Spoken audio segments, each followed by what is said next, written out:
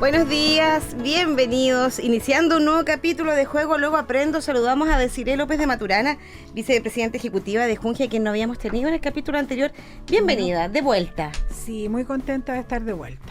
¿Sí? Sí. Se le nota en la cara y se le va a notar Siempre más cuando les comente a todos nuestros auditores los temas de conversación que tendremos en esta jornada, porque seguimos hablando de inclusión. Lo hemos abordado este tema en distintos aspectos. Hemos hablado de género, de migración, de necesidades educativas especiales, y hoy día vamos a estar hablando de pueblos originarios y de qué manera se vive la interculturalidad en los jardines infantiles. Un tremendo tema. Yo estaba aprendiendo mirando el libreto. Por Dios, que no sé nada, así es que se agradece, y espero que nuestros auditores, sobre todo quienes viven en las cercanías de realidades como las que estamos presentando, presten atención y vean el trabajo específico y enriquecedor que se está haciendo. Y en ese trabajo, para conocer ese trabajo, es que nos va a acompañar Danitza Jaramillo, que es asesora intercultural del Departamento Técnico de Junji. Muchas gracias por estar acá, Danitza, y ayudarnos y orientarnos en esta conversación. Gracias a ustedes por la invitación. Cuando quiera. Nosotros hemos tenido a varias personas del Departamento Técnico de Junji, expertos que vuelven a dar cuenta de su expertise. ¿Qué vamos a estar conociendo hoy día? Vamos a conocer, por ejemplo, cuántos niños y niñas de educación parvularia pertenecen en nuestro país a pueblos originarios. ¿Qué convenios se están haciendo para mejorar la educación en este tema? ¿Qué desafíos nos quedan? Vamos a conocer, por cierto, buenas experiencias respecto a cómo se está transmitiendo y vive la interculturalidad en los jardines infantiles. Vamos a conocer de juegos específicos, de actividades educativas en las que Desiree has participado en distintos periodos del año, claro, como que se concentran estas actividades. Todo eso, entonces, es parte del menú de la conversación esta mañana en Juego Luego Aprendo, que como siempre parte con la música y música nacional. Nos quedamos con Saiko, Felicidad. Y en un capítulo en el que estamos abordando el tema de la interculturalidad, que es un tema, les cuento a nuestros auditores, que para que más o menos dimensionemos la importancia de este tema, son cerca de 200.000 los niños y niñas que atiende Junji, y respecto de este universo en general hay más de 7.000, cerca de 8.000 niños y niñas que pertenecen a pueblos originarios. Y la primera pregunta va dirigida a ese tema específicamente. Le pregunto a Danitza Jaramillo, ¿cómo es que ustedes definen, o una familia constata que pertenece a un pueblo originario? Mira, el tema de la identidad es bastante complejo. Si nosotros nos remitimos a lo que es la identidad, nunca va a haber, no es algo taxativo, no se establece un sí o un no. No hay que llevar una documentación especial. La verdad es que los jardines infantiles se preguntan a los niños, o sea, a las familias, respecto de su ascendencia, si ellos se identifican, si pertenecen a. Y a partir de la respuesta se empieza a registrar y mantener como dato estadístico principalmente, porque el proceso de certificación de la calidad indígena lo desarrolla la Corporación Nacional Indígena, CONADI, que es otro proceso en paralelo. Nosotros hacemos esta consulta principalmente por un tema, no solo estadístico, porque nos otorga información respecto de la familia, su cultura, su fondo de conocimiento. Principalmente a partir de eso tenemos esta cifra de 7.786 niños. Les comentamos a nuestros auditores que en la ley indígena se reconocen actualmente 9 pueblos originarios. Estamos hablando del pueblo aymara, atacameño, quechua, coya, diaguita, mapuche, rapanui, yagán o cahuéscar o yamán también. Decir, y en esa materia ya definimos un poquitito de qué manera ustedes van definiendo qué niños pertenecen a esta realidad en particular. Pero es importante definir cómo distinguen ustedes o cómo definen ustedes la educación intercultural, y en este caso particular, un jardín intercultural. ¿Qué lo define? ¿Cuál es la esencia de esta? Sí, yo creo que también aquí amerita una distinción y una aclaración también respecto de la denominación de los jardines interculturales, porque ya hemos hablado, tal como tú señalabas en varios programas, que estamos hablando de la inclusión, y cuando estamos hablando de la inclusión de niños de distintos países, incluso claro, que llegan a nuestro país, también estamos hablando de una interculturalidad.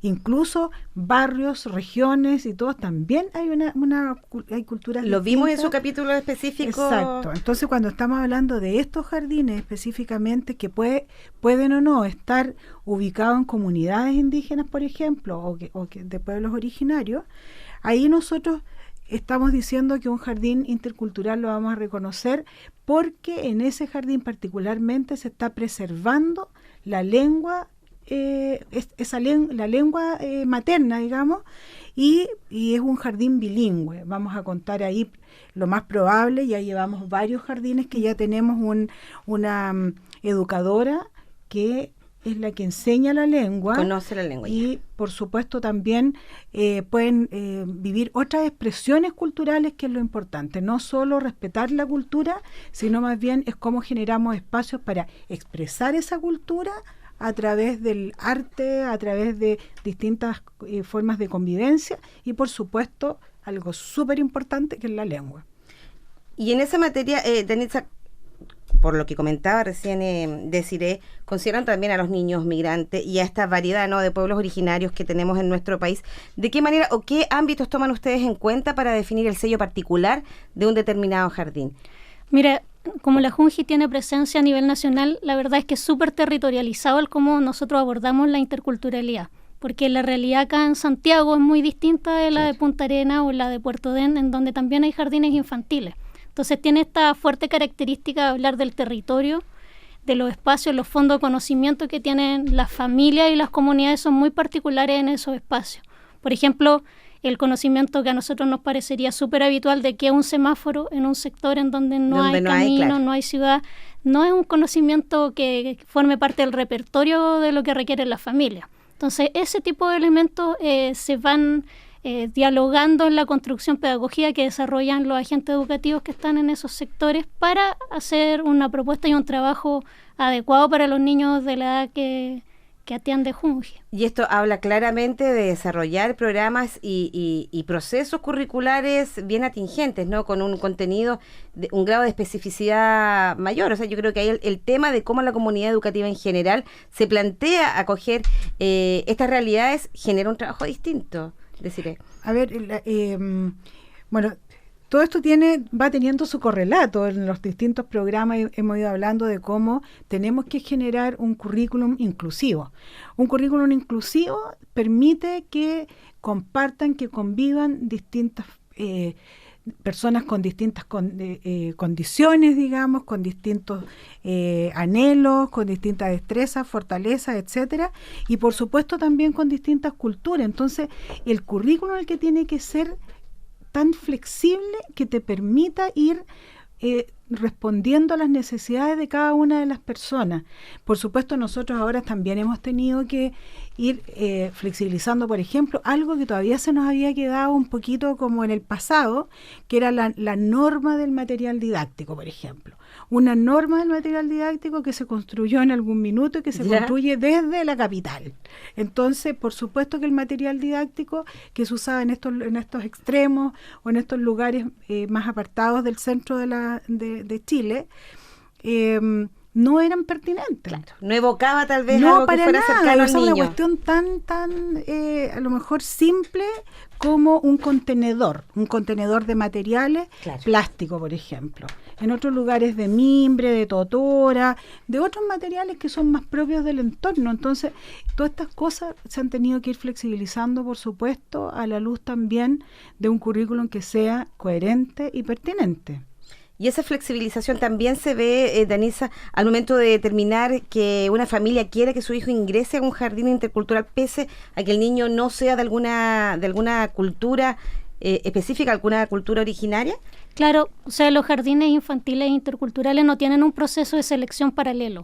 En general, las familias van a él porque es su jardín infantil más cercano. Claro. Y dependiendo de las características de dónde está ubicado, es el tipo de familias que llega ahí. Si está en una comunidad indígena, puede ser de que el mayor número lo sea, pero no limita la posibilidad de participar. Estamos hablando de enriquecimiento por todos lados, ¿no? O sea, como vivir esa experiencia de conocer efectivamente otras características, costumbres, en fin, es para los niños claramente un tremendo regalito. Sin duda, y para los adultos también. Yo creo que una de las mesas de trabajo donde yo más he aprendido ha sido precisamente en las mesas que hemos constituido con las familias de pueblos originarios, porque de verdad el mundo te lo ponen de cabeza, el que tú conoces, claro, digamos. Ya nosotros, por ejemplo, hablábamos en nuestra en el coeficiente de personas que trabajan en los jardines y hablábamos del auxiliar de servicio menor. ¿Perdón? Servicio menor, o sea, en esa mesa yo casi me pongo roja porque yo dije, ¿por qué le llamamos así? Fue lo primero que les llamó la atención. ¿Por qué un servicio menor? Entonces yo le explico quién era el del servicio menor, que era quien hacía el aseo, etcétera. Entonces, ¿pero por qué le das esa connotación? ¿Por qué menor cuando es el mayor de los servicios? O sea, montones de cosas, sí, pero era cada dos renglones de lo que estábamos leyendo, era entrar a explicar y dar explicaciones en realidad, porque lo que te decían y la interpelación era de verdad muy muy verdadera. Pues, eran aportes desde la sabiduría muchas desde veces. La sabiduría, sin duda. Bueno, en este capítulo, hablando de interculturalidad, de qué manera los jardines infantiles a lo largo de todo el país también reconocen esta realidad que, como decíamos, suele ser muy enriquecedora para nuestros niños y niñas. Enriquecedora también es la música que tenemos a esta hora de la mañana acá en Juego Luego Aprendo. ¿Cómo no va a ser enriquecedor escuchar a los Beatles? Digo yo, aquí están con George.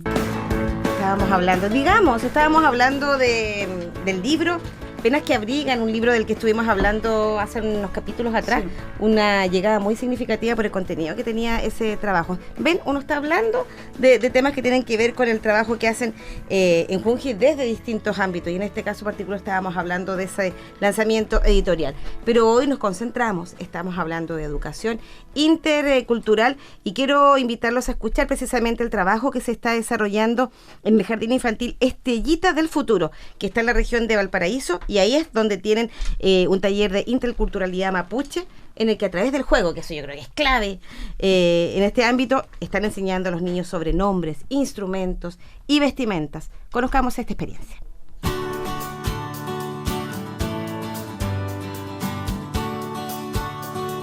Un taller de interculturalidad destaca en el Jardín Infantil Estrellita del Futuro en la región de Valparaíso, donde se acerca a los niños y niñas a los pueblos originarios de Chile. Una buena experiencia que busca fortalecer la cultura mapuche, la identidad y el cuidado del medio ambiente propio de este pueblo a través del juego, según lo explica Biel Caraya, encargada de interculturalidad Junji. Se fortalece la identidad, la autoestima, fortalecemos mucha creatividad, el budismo dentro de los niños, porque dentro de la cultura indígena hay mucho juego, y también, por supuesto, fortalecemos el cuidado del medio ambiente, porque la cosmovisión o el centro, la esencia, tiene mucha relación con la madre tierra y con la Ñuque Mapu, con la Mapu Ñuque, y eso, por supuesto, nos permite seguir avanzando en el desarrollo de una educación más igualitaria, más justa y de calidad para todos. El trabajo con instrumentos musicales fabricados por las propias familias, tal como lo señala Biel Caraya, es otra de las actividades que forman parte del taller del Jardín Infantil Estrellita del Futuro en Valparaíso. A los niños lo que más les gusta es el tema de la música, trabajar con instrumentos musicales, como pudieron ustedes ver, trabajar con instrumentos que a veces son construidos por la misma familia. Eso es lo que más les llama la atención de trabajar a los niños, y también todo lo que es el desarrollo artístico, la creatividad. Una iniciativa digna de imitar que nos invita a reflexionar y no dejar de lado la inclusión, la identidad y la interculturalidad en la educación de Chile. Bueno, y como este testimonio que escuchábamos, el trabajo que se desarrolla en el Jardín Infantil Estrellita del Futuro en Valparaíso, hay muchos más. Y comentábamos mientras estábamos escuchando este trabajo, de lo relevante que es este concepto de la cosmovisión, precisamente los desafíos que ustedes tienen que enfrentar, Desiree.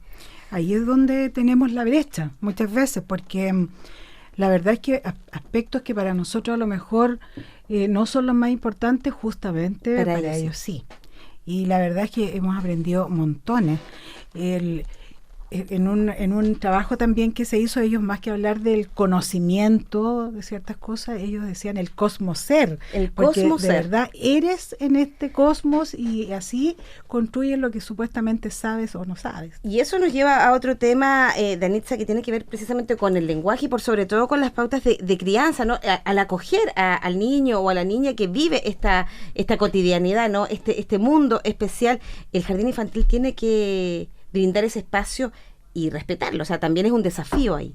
Sin duda, porque, bueno, principalmente en jardines infantiles ubicados en comunidades indígenas, esta figura del jardín infantil no existía, sino que la crianza era compartida entre la familia y la comunidad.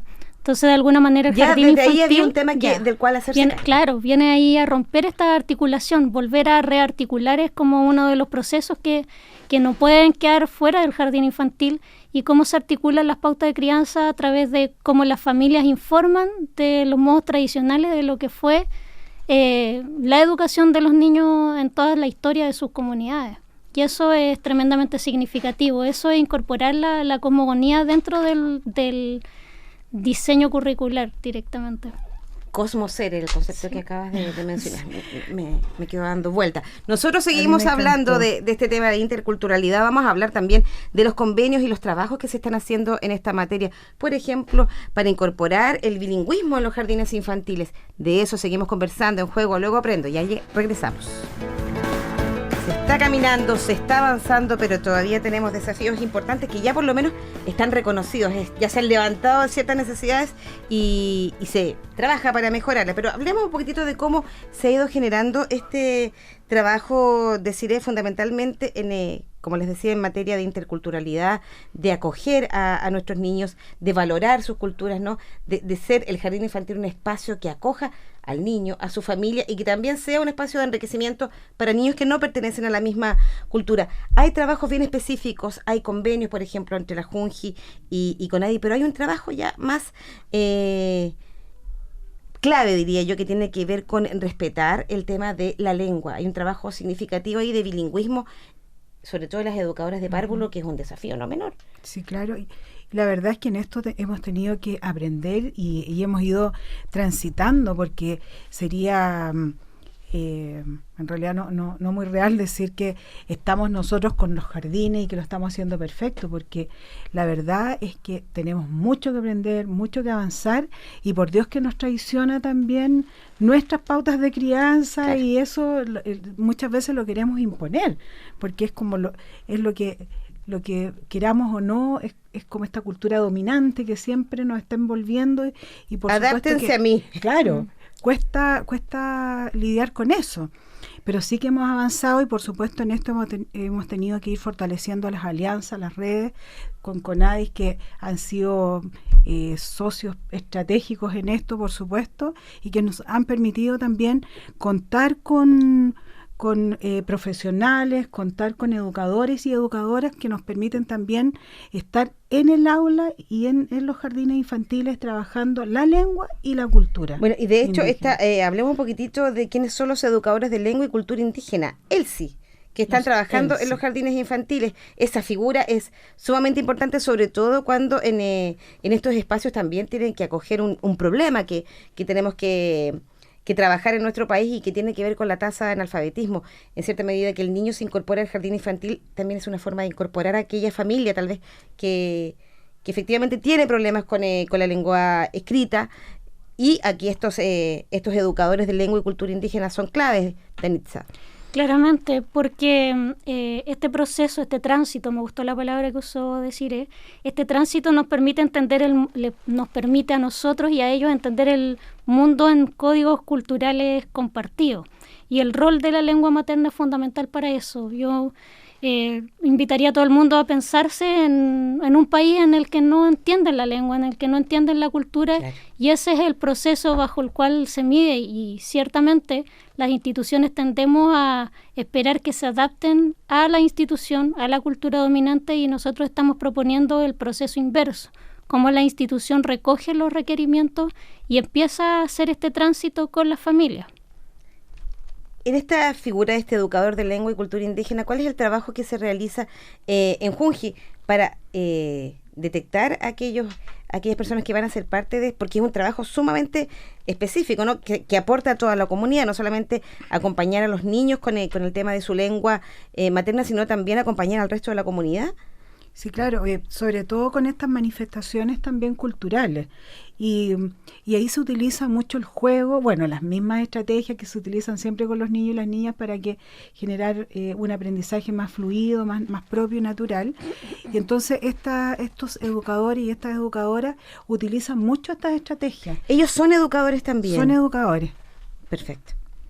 Y usan esta estrategia, y tienen que también convocar a aquellos niños que no conocen esta lengua, tienen que, en ese trabajo también hacen una difusión significativa. No, por supuesto, y ahí todos los niños y las niñas participan, independiente que sean o no, o provengan de una familia. De una etnia o no. Claro, la verdad es que ahí es increíble cómo también toda esa comunidad educativa, porque por opción también está en ese jardín, y comparten la dinámica y la cultura propia de ese establecimiento también, y la conforman. Entonces, la verdad es que se genera algo muy rico, y yo creo que por eso es importante decir que todos nuestros jardines son interculturales, porque esa diversidad es lo que le otorga la mayor riqueza al currículum, sin duda.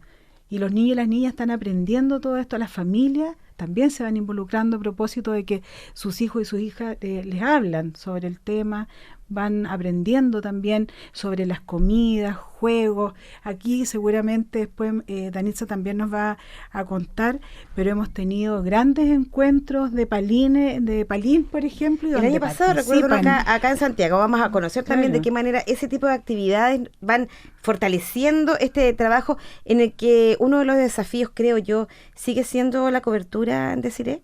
Siempre es un tema lo de la cobertura. Ahora yo hace poco tiempo fui a la isla de Pascua y estamos ahí también con un problema de cobertura, una lista de espera inmensa, y Integra afortunadamente también va a estar en la isla y vamos a poder en conjunto también abordar el tema de la cobertura, y ahí también esto de cómo vamos reconociendo efectivamente también como todas estas pautas culturales y cómo las vamos incorporando es un gran desafío, estando en la propia isla. O sea, hay el tema de la escucha, de cómo acoger las necesidades, las realidades, es un tremendo ejercicio, sobre todo, es casi un ejercicio democrático. Por favor, nosotros venimos acá, pero somos los que venimos en definitiva a recoger lo que ustedes quieren que se implemente. Así que en el jardín que nosotros tenemos en la isla, se habla mucho la lengua, y una técnica del jardín me decía: la próxima vez usted tiene que venir con un intérprete,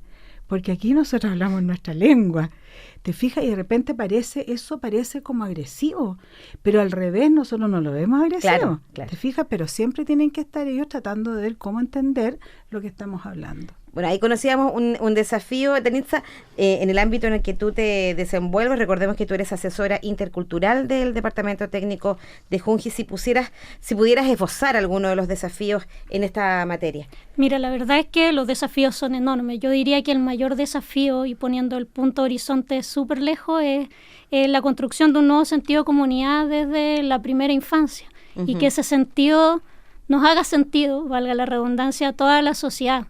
Que Chile como país tenga a futuro esta interculturalidad real, y no una interculturalidad como un proceso que debemos construir. Y yo creo que lo que está haciendo la Junji en este minuto es trabajar desde los cimientos de lo que será la sociedad, lo que esperamos construir. Bueno, vamos a estar conociendo actividades en las que tal vez muchas de las familias que nos están escuchando han participado y que son testimonio de este trabajo de interculturalidad que se está desarrollando en los jardines infantiles de Junji. De momento, mientras esperamos reconocer esas actividades en las que he estado en muchas ocasiones, deciré, escuchamos a Gustavo Cerati. Me quedo aquí, usted también. Ya, voy a testimoniar. Cuando partimos con este ciclo de Juego Luego Aprendo, recuerdo que en alguno de los capítulos ustedes estaban sumamente entusiasmados porque tenían que partir, no me recuerdo a qué parte de Santiago, porque había un campeonato de Palín que movilizaba a varios jardines. Y a partir de ese testimonio quiero que abordemos precisamente de qué manera distintas actividades que recogen tradiciones claves para nuestros pueblos originarios también se están encarnando en los jardines infantiles. Es decir, por ejemplo, el Año Nuevo Mapuche es un tremendo tema. Podríamos ir conociendo un poquitito, detallando un poquitito de las actividades que ustedes reciben y acogen en estos jardines infantiles interculturales. Sí, varias actividades como el Año Nuevo, la celebración del Día de la Mujer Indígena. Hemos tenido también la fiesta y este encuentro de campeonato de Palines. La verdad es que son varias las instancias y cada jardín lo va celebrando también con actividades que son muy, muy parecidas, por ejemplo, con degustación de comidas, juegos tradicionales, donde también participan ahí participa toda la comunidad educativa, entonces al final se va viviendo y hay un encuentro de culturas muy lindo. Pero sé, Danitza, que hay por lo menos dos celebraciones o dos actividades que son las que lideran en términos de convocatoria, de participación o de tiempo que ya están instaladas en los jardines infantiles. O sea, hablando de la región metropolitana, hay dos hitos que son el campeonato de Palín y el carnaval andino, ya que lleva 2 años. Es un campeonato, ahí van niños de distintos jardines infantiles de la región metropolitana. Sí. Ya. Sí, vamos a pedirle al aire libre que vaya a hacer una transmisión, que vaya a ver esta realidad también. Sí, sería muy interesante porque la verdad son tradiciones que surgen desde las mismas comunidades, del mismo interés de las familias por organizarse para desarrollarlas y gestionan, organizan, invitan, convocan. Y nosotros ahí la verdad apoyamos principalmente porque esto es como ellos son partícipes. Claro, ellos son partícipes de lo que pasa con sus hijos en los jardines infantiles. ¿Y la otra gran actividad es? El carnaval andino. Además del campeonato Palín, se realiza un carnaval andino con jardines infantiles que se toma en la calle, entre comillas, se toma en la calle, se organiza todo para que esté dispuesta la comunidad en un desfile que los niños, las familias organizan con trajes de la tirana, distintos bailes que se empiezan a organizar. Invitamos a organizaciones de danza tradicional y es bastante interesante. Eso se desarrolla en el Jardín Mis Primeros Pasos de San Joaquín. Muy interesante. Bueno, y el Año Nuevo también. Sí. Eso es tradicional. También de verdad, y en todas las regiones de Chile donde están los jardines, y donde están las comunidades también, no solo los jardines, sino que generalmente se celebra también con las comunidades que asisten, que participan, que nos asesoran también en cómo hacerlo de la mejor manera. Ahí las familias son un 7, porque ellas son arman la fiesta, claro. Y por supuesto que nos enseñan muchísimo. Ahora un trabajo, pregunto, en el ámbito de, hablábamos hace un ratito de la cobertura, pero también hemos hablado acá en el programa respecto de cómo el tema de la arquitectura, del diseño de los espacios es un tema del cual se hace cargo Junji.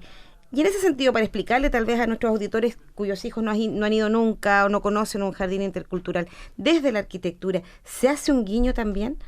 Sí, ahora la verdad es que hay algunos que han sido adaptados, pero hay otros jardines que cuando se ha dado la posibilidad y tenemos los recursos como para poder empezar desde cero, porque vamos a levantar un jardín en alguna comunidad o en conjunto con las comunidades que viven a lo mejor en otros sectores de Chile, ahí se conforman estas mesas de trabajo, pero es un poema, de verdad, yo me quedé maravillada porque para poder diseñar el jardín todo era un poema. O sea, desde la salida del sol, donde tenía que estar la entrada, la trayectoria del sol hasta que lleguen al final donde se pone el sol, cómo tenían que ser los colores, la forma redondeada, eso me encanta, porque todos los espacios son circulares o ovalados. O sea, tenemos un jardín infantil que ya recogió todo. Tenemos jardines, incluso aparte de la arquitectura, han estado trabajando también en el diseño curricular, paralelamente. O sea, mientras se va levantando la estructura física, también se va levantando la estructura es un aporte a partir de cero, ¿no? Porque sí, efectivamente se puede hacer todo este trabajo, como tú dices, va en paralelo el tema de la infraestructura y de qué manera esta también aporta para todo el proceso educativo de los niños. Hay que conocerlo. Lo podemos ver en la página de Junji después. Recordarle a nuestros auditores que pueden conocer los jardines infantiles, la infraestructura con la que muy cuentan. Lindos. De momento vamos con la música de Erasure a esta hora de la mañana acá en Juego. Luego aprendo. Recuerden, consultas, dudas, propuestas, ustedes nos escriben durante toda la semana a juego@cooperativa.cl. Yo me acordaba, el jardín infantil que en el que se trabajó con toda la comunidad es el Jardín Nipehuen en la 9ª región, que incluso estuvo ahí postulando algunos premios, estuvo de finalista. Segundo lugar, Sí. Así que para que lo conozcan también, es el testimonio entonces trabajando desde cero con la comunidad en este desafío de levantar jardines interculturales a lo largo del país. Recuerden que los niños y niñas tienen derecho a acceder a una educación de calidad, inclusiva y gratuita desde el comienzo, y por eso en Junji cuentan con cerca de 3.000 jardines infantiles y salas cunas públicas a lo largo de todo el país, entre los cuales se cuentan, por cierto, los jardines infantiles y salas cunas interculturales. Visiten la página de Junji, junji.cl. es el momento de seguir recogiendo, decir, experiencias que abordan este tema. Ya hablábamos de que teníamos estos gestores que acompañan a la comunidad, sobre todo en el tema de la lengua, pero también hay un trabajo bien específico que se denominan Centros Educativos Culturales de Infancia, CESI. Los conocemos, vamos a conocer detalles específicamente de uno que se acaba de inaugurar en la región de Aysén, en la localidad de Río Blanco. En todas partes, la educación parvularia tiene información al día. Juego, luego aprendo en cooperativa. El UNEI, Regalo del Cielo Mapungún, fue el nombre que eligió la comunidad del Blanco en la región de Aysén para su nuevo Centro Educativo Cultural de Infancia, CESI.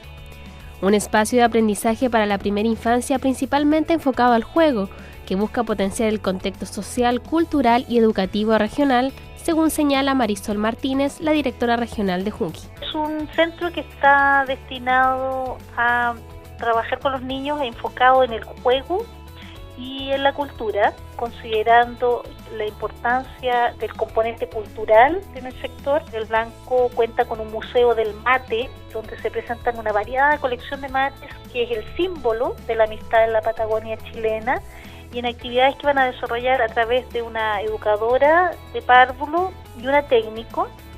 Y adicionalmente a ellos vamos a tener también una monitora de artes que va a trabajar y orientará las actividades pedagógicas que se van a planificar también en este CESI.